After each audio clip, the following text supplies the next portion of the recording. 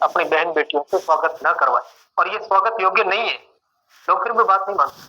उसके बाद में रामस्वरूप आचार्य ने जब एफआईआर करवाई, तब उसको बहुत चर्चित सीडी कांड का एक हवाला दिया। रामस्वरूप आचार्य कौन था? मैं तो नहीं जानता था। 3 दिन के बाद में मुझे पता चला कि इसका कोई मित्र है रामस्वरूप आचार्य। और तो चर्चित सीडी कांड कैसे हुआ? मतलब उसने विधायक की यही लीला की। अगर उस टाइम ये सीडी अगर एडिटेड थी तो फिर एफआईआर क्यों? जब ये असली थी तो एफआईआर दर्ज करके उनको गिरफ्तार क्यों किया? वे पुलिस के ऊपर सवाल तो खड़े होते हैं, क्योंकि पुलिस वाले इसमें आरोपी है। और उस एफआईआर को अभी करवाई गई है पोक्सो में, गैंगरेप की जो एफआईआर है, उसमें ग्राउंड में दिया गया है कि गंगाराम खावा ने, डीवाईएसपी आनंद सिंह राजपुरोहित ने, उस टाइम से तत्कालीन जो आईजी थे उनके कहने पर मुख्यमंत्री के मौखिक आदेश से उनको सुबह सुबह वार्निंग में उठाया था। एफआईआर तो 12 बजे हुई और उनको सुबह 8 बजे एक फार्म हाउस के ऊपर ले जाकर के उनके साथ टॉर्चर किया गया, मारपीट किया गया था। या बाड़मेर का एक वकील था शैलेंद्र अरोड़ा, उसको गिरफ्तार किया गया था, जेल भेजा गया था। उसके बाद समझौता किया, उनकी एफआईआर वापस उनकी जमानतें करवाई, उनके खुद के खर्चे से करवाई। ऐसा क्यों होगा? हमने पहले बताया था कि ये सही नहीं है। लोग फिर भी बात को नहीं मानते। मैं जहां भी जाता था लोगों के बीच में, मैंने उस मजबूरी में, मैंने जिस टाइम से कुछ पार्टियों के, कुछ भाजपा के नेताओं को, अन्य पार्टी के नेताओं को मेरे पास में मैं कागज देता था, मैं कहता आप प्रेस कॉन्फ्रेंस करो, इसके बाद का जो तथ्यात्मक चीजें उनको सामने रखो। किसी राजनीतिक पार्टी वालों ने, किसी नेता ने उन कागजों का सदुपयोग नहीं किया। उल्टे बाड़मेर नगर परिषद में जाकर के उस कागजों का हवाला देते हुए फर्जी पट्टे बनवाए। मैं ये दावे के साथ कहता हूं, उन्होंने नहीं किया। मैंने एक राजनीतिक पार्टी, मैं राजनीति नहीं करना चाहता, मैंने मजबूरी में मेवाराम को बाड़मेर से मुक्त करवाने के लिए मैंने राजनीतिक पार्टी में कदम रखा। और मैं जैसे मैंने पार्टी ज्वाइन किया, मेरा उत्तर इतना ही था कि मैं एक राजनीतिक पार्टी में हुआ तो कम से कम मैं बाड़मेर तक, विधानसभा तक मैं काम करके और इनके जो कारनामे हैं उनको उजागर करूंगा। पार्टी ने मुझे एक बड़ी जिम्मेदारी दी, बाड़मेर का मुझे जिलाध्यक्ष बनाया। मैंने अपना पूर्ण ढंग से, मैंने ईमानदारी के साथ में मैंने अपना दायित्व निभाया और इस मजबूरी से मैंने मेवाराम के सामने चुनाव लड़ा। और मेरा एक ही संकल्प था, आपको अगर ज्ञात होगा, मीडिया वालों ने मेरे से सवाल पूछा था कि आपका राजनीतिक में आने का मुख्य उद्देश्य क्या है? मैंने एक ही कहा था, मेवा मुक्त बाड़मेर करवाने। जो आज मेरा सपना था, बाड़मेर की जनता को जो मैंने भरोसा दिया था, बाड़मेर की जनता को जो मैंने गारंटी दी थी कि मैं आपका बेटा, मैं आपका भाई, बाड़मेर से मेवाराम को मैं मुक्त करवा के छोड़ूंगा और मेवा मुक्त बाड़मेर होगा। हराना हमारा मकसद नहीं था। अगर हराते तो वो एक बार हारता तो दोबारा वापस चुनाव लड़ता, तो मेवा मुक्त नहीं हुआ। अभी चुनाव जैसे वो हार गया, मैंने जितना भी थे इसके कारणों में थे, जनता के बीच में डोर टू डोर जाकर उनकी बातें सामने रखी। जनता ने भरोसा किया और जनता ने जो मुझे वोट दिया था, मैंने वो वोट थे, वो मेरे लिए एक ताकत बने और उस ताकत की वजह से हमने अपने प्रयास किए और आज बाड़मेर पूर्ण रूप से मेवा मुक्त हो चुका है। मतलब इन अत्याचारियों से, इन व्यभिचारियों से बाड़मेर मुक्त हो चुका है। मैं चापलूसी करके मैं राजनीति नहीं कर रहा हूं, मेरी राजनीति थी मेवा मुक्त तक की और मैंने वो करवा दिया। मुझे वापस मेरे प्रेस कॉन्फ्रेंस में आओ या मत आओ, मुझे उससे कोई फर्क नहीं पड़ता है, लेकिन मैं खरी खरी सुनाने के लिए, क्योंकि मैं भारत का स्वतंत्र नागरिक हूं, मैं गुलाम नहीं। और मुझे ये राजनीतिक में मैंने देख लिया कि राजनीतिक में चापलूसी है वो सर्वोपरि होती है और मेरे से चापलूसी नहीं होगी और मैं चापलूसी कर नहीं सकता। और जब तक मैं चापलूसी नहीं कर पाऊंगा तो मुझे पता है कि मैं राजनीतिक में कामयाब नहीं हो सकता हूं। दल बदलों को मैं देख रहा हूं, एक दिन वो किसकी चापलूसी करते, दूसरे दिन किसके यहां चले जाते हैं। एक दिन कहते हैं कि आरएसएस वाले भड़वे, मतलब ये शब्द कहते, मैंने सुने उनको, और दूसरा दिन कहते हैं कि राष्ट्र के सर्वोपरि नागरिक यही होते हैं, राष्ट्र के निर्माता यही है। अरे ये कोई कौन सी बात होती है यार? इतने दोगलों को, ऐसे लोगों को कहते, मैं कहता हूँ शर्म नहीं आती? तुम आंख से आंख मिला के बात कैसे कर रहे हैं? मुझे तो ब्लैकमेलर का तंगा मिला हुआ, मैं तो ब्लैकमेलिंग का कहते थे, मुझे लोग कहते थे, कई सालों से कहते थे ये तो ब्लैकमेलर है। बेचारा मेवाराम जैसा सीधा साधा जन मानू, इतने काम करने वाला, देख लिया तुमने जन भावनाएं के साथ में कैसे खेल रहा था, कितना विकास कर रहा था, आपने देख लिया होगा।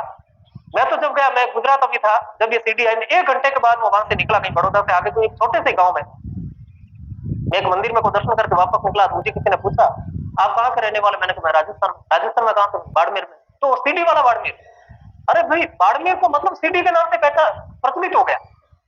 बाड़मेर के अंदर कितने यहाँ पे खनन हो रहा है, बाड़मेर के अंदर क्या खूबियां है, बाड़मेर से दुबई बनने का सपना देख रहा था, वो बाड़मेर सीडी से मशहूर हो गया, मतलब बदनाम हो गया। एक चौपड़ में उसने 15 साल में किया क्या? अब मैं तो इनको कहता हूँ कि ऐसे लोगों को शर्म आनी चाहिए कि वापस बाड़मेर के अंदर, और इनकी जितनी चापलूसगिरी जो करने वाले थे, इनके इर्द गिर्द जो घूमते थे, उनको भी बिल्कुल शर्म आनी चाहिए कि तुम जाकर के जनता के बीच में मुंह ले जाकर के वापस वो चापलूसी वो बखान मत करो।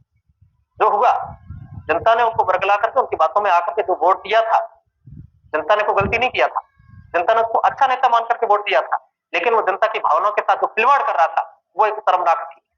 और ऐसे लोगों के साथ में अब बीजेपी की अगर मैं बात करूं, तो बीजेपी अगर उनके लड़कियों को जब पहले दिन ही अगर उनको प्रोटेक्शन देना चालू कर देते, उनको मैनेज नहीं करने देते, तो शायद तक उनसे खरीदने का जो प्रयास किया गया वो नहीं होता।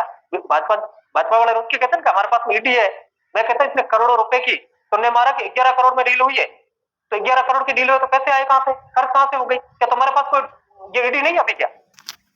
ये सब एक ही है, एक ही थाली के चट्टे बैठे। मैंने बताया ना कि राजनीति में चापलूसी चलती है, और ये चापलूसी मैं नहीं कर पाता, और ये चापलूसी जो करते हैं तो भाजपा कांग्रेस सब एक ही है।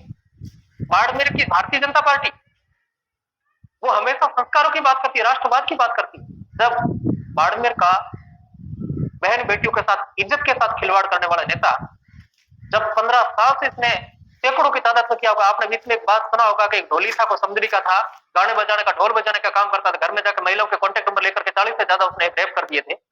और मैं दावे के साथ कहता हूं, अगर मेवाराम जेल चला गया तो उस ढोली का जो रिपोर्ट होगा वो टूट जाएगा। मैं दावे के साथ कहता हूं, मैं गारंटी के साथ कहता हूं, पूर्ण जिम्मेदारी के साथ कहता हूं, पूरा रिपोर्ट टूट जाएगा। और भारतीय जनता पार्टी में बिल्कुल थोड़ी बहुत शर्म है, अगर महिलाओं सशक्तिकरण की बात करती है, राष्ट्रवाद की बात करती है, तो हम कहता हूं इस मामले को पूरा सीबीआई को हैंडओवर करें। और भारतीय जनता पार्टी के नेता है, बाड़मेर से लेकर के शुरुआत करें।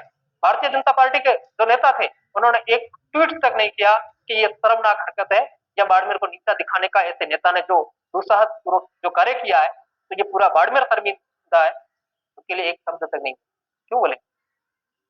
वो भी कल बोलेगा कि फर्जी पट्टे मैंने भी, वो सरकारी जमीन पर मैंने भी कब्जा करवाया, हिस्सा तुम्हारा भी था, तो वो हिस्सेदार वापस आ जाएंगे। और दूसरी बात ये भी होगा कि मुझे ज्यादातर, मैंने कुछ दिन पहले कहा भी था कि कुछ ऐसे यहाँ इंस्टीट्यूट चल रहे हैं जिसके बाद में मैं अभी तक पूरा करता हूँ, इसके लिए मैं अलग से एक कार्रवाई करते हुए वापस बताऊंगा कि कहां कहां बहन बेटियों की इज्जत को नीलाम किया गया है, किस जगह से किया गया है, कौन सी सरकारी गाड़ियों से लड़कियों को सप्लाई किया गया है। मैंने तो पहले से, मैं 1 साल से पहले से हमारी टीम ने जब सरकारी गाड़ियों का हमने लोग के मांगनी चालू किया था, क्योंकि हमें ये पूरा, हमारे पास इनपुट नहीं, हमने आंखों देखा, मेरे खुद की आंखों से मैंने देखा था कि ब्लैक कलर की और व्हाइट कलर की बिना नंबर की स्कूटर महावीर नगर से लड़की को ले जाकर के बीएमसी इस पुलिये के ऊपर जाकर के गाड़ी खड़ी करते जैसलमेर साइड में, और उधर जैसलमेर रोड से आती थी, अहमदाबाद तरफ जो रोड जाती थी, उसके ऊपर सरकारी जिला कलेक्टर के नाम से जो रजिस्टर्ड गाड़ी थी, उसके अंदर लड़की को लेकर के नंदी गौशाला तक जाती थी। हमने देखा था, उसकी हमने आरटीए भी मांग के देखी थी हमारी टीम वालों ने, लेकिन उसके बाद में वो गाड़ी किसी और को, एसडीएम को अलॉटमेंट कर रखी थी। कई चीजें ऐसे सामने थी, अगर मैं ऐसा पोथा लेकर के बैठ जाऊं तो मेरे लिए कहीं 1 साल भी कम पड़ जाएगा, नॉन स्टॉप बोलूंगा तो भी। मुझे ऐसा कोई सरोकार नहीं है, जो गलत है वो भोगेगा। ईश्वर के घर में देर है, अंधेर नहीं है। मैं 7 सालों से इनके झूठे मुकदमे प्रताड़ित होकर के मैंने देखा था, लेकिन फिर भी मैं इनके सामने चापलूसी नहीं किया था, मैंने उनके सामने घुटने नहीं टेके थे, मैंने हिम्मत करके लड़ा था। परिणाम आपके सामने, और आगे भी जनता का जो जैसा भी होगा, उनका सहयोग, उनका आशीर्वाद मिलता रहेगा। मैं आपका बेटा बन करके, आपका भाई बन करके, राजनीतिक में रहूं या ना रहूं वो आगे की बात है, लेकिन मैं एक एक्टिविस्ट के तौर पे मैं हमेशा आपकी सेवा के लिए तत्पर रहूंगा। जैसा भी मुद्दा होगा मेरे सामने आएगा, मैं सच्चाई के लिए हमेशा, जनता के लिए मैं लड़ता रहूंगा, चाहे मेरे प्राण भी चले जाएंगे, मुझे उससे कोई फर्क नहीं पड़ता है, क्योंकि सिंगल पर्सन हूँ। जेल जाऊंगा, मुझे कोई डर नहीं है, मौत से कोई मुझे डर नहीं।